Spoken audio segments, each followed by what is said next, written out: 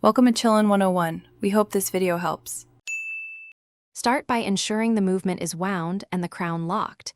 You want stable amplitude. Next, set the expected lift angle for this caliber so the analysis matches the movement geometry. Then attach the microphone or crystal clip and mount the watch in the holder so the sensor hears clearly. Once done, power on the Timegrapher and select the movement's beat rate. Begin the measurement immediately to capture a baseline reading before any adjustments. With the machine running, observe amplitude, rate in seconds per day, and beat error. Record a 30 to 60 second sample to stabilize numbers. Then rotate the watch to different positions, dialect up, dial down, crown left or down, and repeat measurements so you can compare positional variance.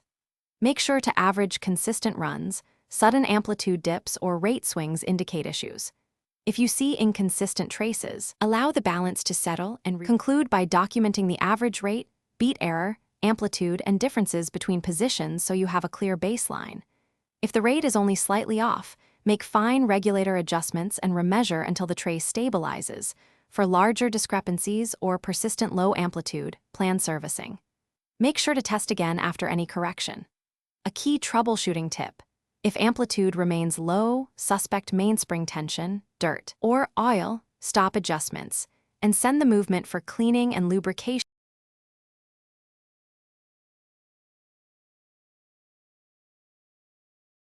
Thanks for watching.